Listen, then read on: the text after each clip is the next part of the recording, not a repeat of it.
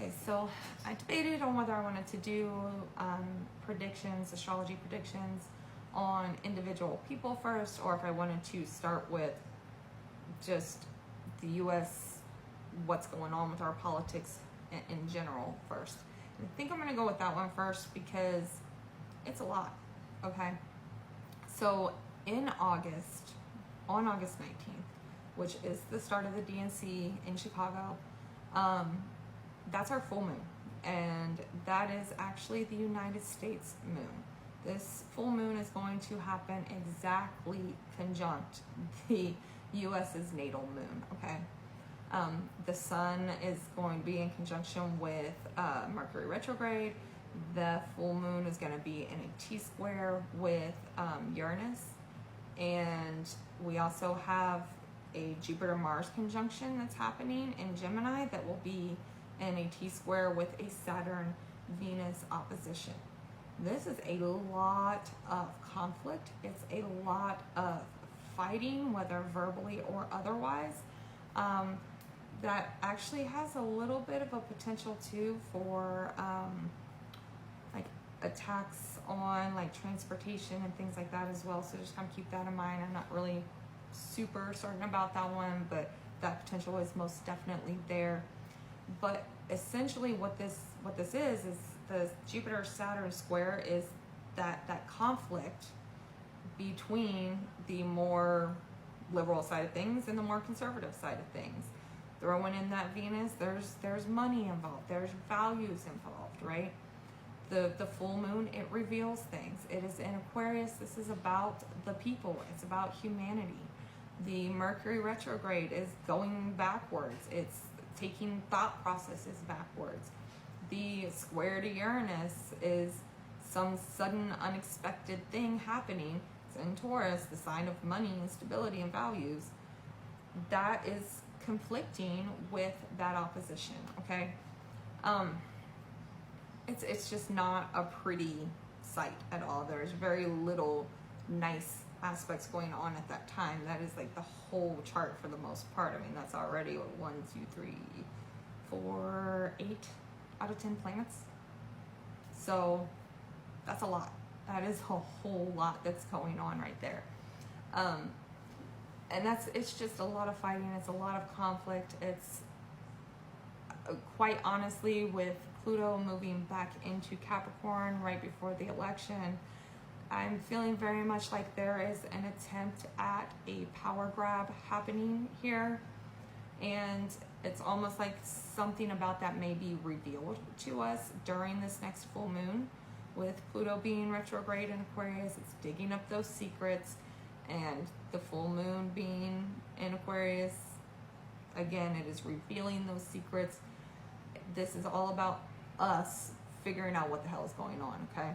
Now, with that being said, we all know the saying, absolute power corrupts absolutely, right? Don't think that just because somebody has a D or an R next to their name that they're the good guys. The vast majority of humans can be coerced into letting go of their values, abandoning their values with the right offer or the right threat or whatever it takes, right? So just keep that in mind, that over this next month, we are likely to see things that we're not going to like, and we're going to have to accept those things as well. We can't be sticking our head in the sand and pretending like we didn't see it, because overall, the United States in general is actually in the process of a few cycles that are happening right now. Number one, we've got the whole age of Pisces. That's worldwide, and these are all worldwide, by the way.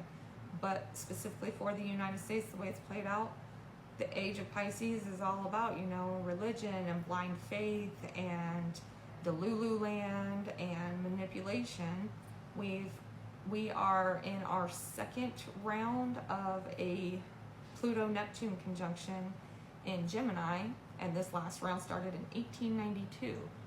We have been under a propaganda campaign since 1892, which was shortly after, right about the time that the Reformation period in the South ended.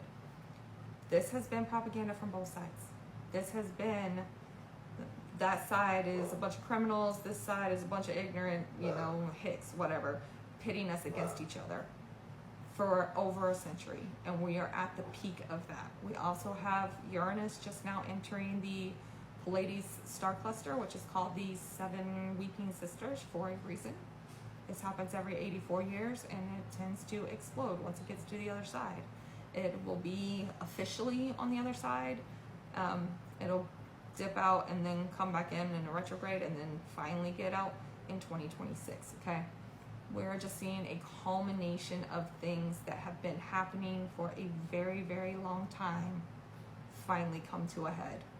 So keep your eyes open, pay attention, don't let your biases or your belief systems sway you into falling for the propaganda that is going to be very heavy over the next few months, and really try to stay grounded in what's truly going on and what's really happening in reality right now, okay?